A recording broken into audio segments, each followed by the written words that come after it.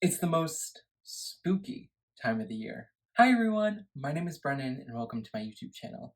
Today, we're changing up Christmas in July just a little bit. We're still going to be using Christmas supplies, but Caitlin, Annalie, and I are going to be making Halloween cards. Now the reason behind this is because she absolutely loves making Christmas cards in July. She thinks you should make Christmas cards all year long. No, but she does love Halloween and she loves Summerween, so I was like, you know what? Why don't we challenge ourselves and make a Halloween card with Christmas supplies so we can stretch our card making supplies. So reach into your stash, pull out some Christmas stuff, and we're gonna make a Halloween card. Never thought this would be a video, but here we go. So the main Christmas stamp set we're going to be using today is Cup of Cocoa from Newton's Nook. So this is just a stamp set that has a bunch of different mugs. A couple of them are inherently winter or Christmas, with this snowman one here and this snowflake one up here, but all the other mugs could honestly be used for basically any occasion. And that's the nice part. The thing we need to focus on is how we're gonna color it. We could probably even make that snowflake mug look more Halloween-y than Christmassy, but it's just color. Color is the most important thing. So we're gonna pull out our grays, we're gonna pull out purples, we're gonna pull out blacks, we're gonna pull out oranges. And when we pull out those colors, it's gonna look so much more like Halloween than Christmas. You don't have to have this stamp set to do what we're doing. Caitlin did something entirely different than what I'm doing. The most important thing to focus on is color. If you're using Halloween colors, it's gonna look like a Halloween card. So, just looking again at the stamp set, I'm going to use this mug with the polka dots, this one, this one with the little cat, and then this one with the little heart. I think we can get all of these to look Halloween-y. So I have those 5 stamps in my MISTI. So now I'm just going to go in with some Memento Tuxedo Black ink and stamp these out. Okay, so we have all these stamped out, and I like to leave my stamps in my MISTI until I'm certainly done, because oftentimes I like to go back in with VersaFine Clair in the color Nocturne just to darken it up. Tuxedo Black isn't the darkest, so going in with that other ink just gives us a darker impression. Now we're going to move on to coloring. I'm doing some really basic coloring here. I'm only going to be using 9 markers. So I'm going to be using W5, 6, and 7, V12, 15, and 17, and then lastly, YR 14, 16, and 18. I don't want to go crazy. I'm not doing some crazy coloring here. I just want to keep it simple and have some nice mugs. And by using these colors, I'm most certainly going to give Halloween vibes. So let's get started. And welcome to VoiceOver Brennan. So we're going to start with this cat mug first. I'm going to go in with that W7 just to do the darkest areas, which is the top of the head. For this mug, I'm saying the light is going directly at his face. Now, do I keep the same light source for all these mugs? Absolutely not. I just go with the flow. I do whatever. I do whatever I'm feeling. Also, I'm going to say this later, but I do add more colors.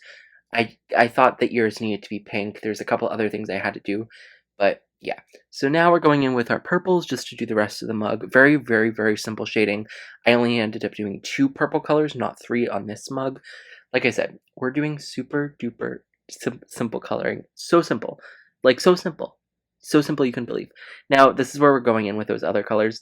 I thought it would be good to have brown coffee and not purple or orange because there might be something wrong with it if you have purple or orange coffee. I mean, if you like purple and orange coffee, go for it, I say. Now we're going in with our orange to do some orange accents on some of the mugs. Almost all the mugs, except that cat one, will have orange on them. All of them except the cat one will. And all of them will have purple, and most of them will have gray, etc., etc. I was just trying to get them to have that Halloween vibe and be consistent with each other. Now I'm going in with that V15, or is it V16? Something like that. So yeah, we're just blending out the mid-tone orange with the darker orange just to get our blend going. Just a little blend, just a little blend. And now we're going to finish off here with the light orange, and then any areas that are left on the mugs, we're going to go in mostly with purple, but for some of it with orange, with the gray. But I think we can skip that part because it's going to be the exact same thing, and I don't think you need to watch that. So we have finished all of our coloring, and I did have to go in with a few other colors because I realized, chocolate probably shouldn't be purple. If you're eating purple chocolate, there might be something wrong with it. Unless it's white chocolate, then go for it, colored white chocolate. But I was like, let's do real chocolate. Same with the cinnamon sticks. But we did really simple coloring. It's nothing crazy. I promise you, if I can color this, you can color this, and you can probably do a much better job than I can. I also went in with that VersaFine Clair just to stamp around it and give this stamp and give just a darker black look for the stamped lines, and I think it looks good. So now we're going to pull out the coordinating dies and cut these bad boys out. And look, I'm even using orange washi tape for good measure. Okay, so our mugs are all die cut out, and I'm realizing I probably should have used a little bit more orange because, like, this is the only one that's predominantly orange. But it's fine. It's not the end of the world. I think this is the layout I want to do, and this is what I'm going to go for. So let's work on the background. Okay, so I have my piece of cardstock, which is 4¼ by 5½, and I'm going to do some ink blending with Guppy from Simon Hurley and Stellar ink. And I'm also going to be using this stencil, which is from Altenew. I believe it's called Art Deco Wallpaper, something like that, very much along those lines. So I'm going to have it like this, and we're not going to ink blend the whole thing. We're going to have the ink blend stop roughly the middle-ish, but before I use the stencil, I'm going to go in and blend from the top to the bottom out to white. And it's back to voiceover, Brennan. So we're going to go in with this Guppy ink, and like I said, we're going to start at the top and blend it to about 2/3 of the way down out to white. I'm just getting some color down here, and it will get slightly darker, well, a lot darker over time. And also, just so you know, it's fully 6 a.m. the day this video posts as I'm doing this voiceover. This video goes up in 4 hours, and I'm not done. That's great. Anyways, we're going to keep blending this out just to get a smoother blend. On camera, for whatever reason, my phone likes to play with me. I don't get why, but it doesn't always look the best. In person, it looks much better. But we're just going to blend it out, and once we go in with the stencil, it is going to look much better. So I'm just finishing up here this base coat. We'll call it a base coat. And now I'm going to pull out that stencil from Altenew. We're going to do the exact same thing, but with a stencil this time. So I'm just putting it onto my grip mat to make sure it stays in place. It doesn't stay in place that well. I don't think there's enough surface area on the stencil, so I just hold it in place with my hand as well. So we have no incidents and accusations, but we're just going to keep blending down and blend it out to white with the stencil. Like I said, same exact thing we did before, just with the stencil. And we are just about done. So our background is all blended, and it is exactly what I wanted, so I'm super happy. But now I just want to go in with this trick-or-treat sentiment from the Costume Cutie stamp set from Mama Elephant. I did give Caitlin the rule that she could use a Halloween sentiment if she wanted to, because I did not think it would be fair for a Halloween card to say Merry Christmas, but you know, maybe I should have forced that. So I'm just going to put this little trick-or-treat roughly as center as possible.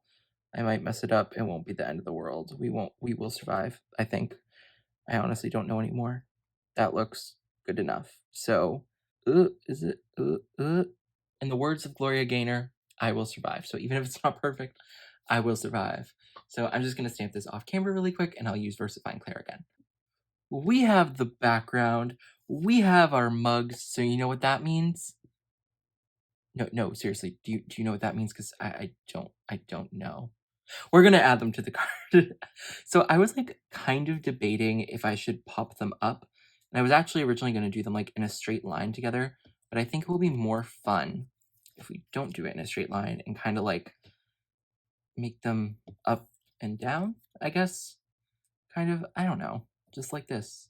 I'm really liking that. I'm liking how it's looking on camera. I'm liking how it's looking in person. So I think we're gonna do it like this. Now, I'm debating in my head if we add foam tape or not. And no, we're not gonna add foam tape this time. Well, no, we're not. So I'm just gonna go ahead and start to glue these down, hopefully keeping everything in the same position so I don't have to try to line it up again, and that wouldn't be fun. So we're gonna try my best not to like mess all this up. And there we go. Everything is all glued down. So now you know what the final step is. Add it to a card base. I'm realizing though, I should have put some like black splatter up here. That would have looked cool. Oh well, kind of too late for that because I'm not messing those up. So now we just have to add it to a card base. And we did the final step and we added to a card base. So now our card is officially a card. I really love how this card came out. It's just cool how we were able to take Christmas supplies, even though technically it's not like all inherently Christmas, but still it's a Christmas set. It's a Christmas set. Don't come for me. It's a Christmas set. And we turned it into a really cool Halloween card that is, of course, coffee themed because I am a caffeine addict, if you don't know. I do love my Starbucks. Besides the point, I really love how this came out, and Caitlin has an amazing card, so once you're done watching this, go watch the outro, and then make sure you go watch Caitlin's video if you haven't already. Your card making supplies are so more versatile than you think. Changing up your color scheme can completely change the season, the theme, everything about your supplies.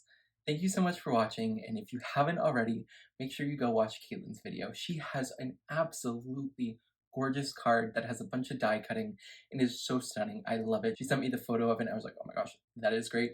So you need to go watch her video. Thank you all so much for watching, and I hope you have a wonderful rest of your day. Bye everyone, and happy crafting!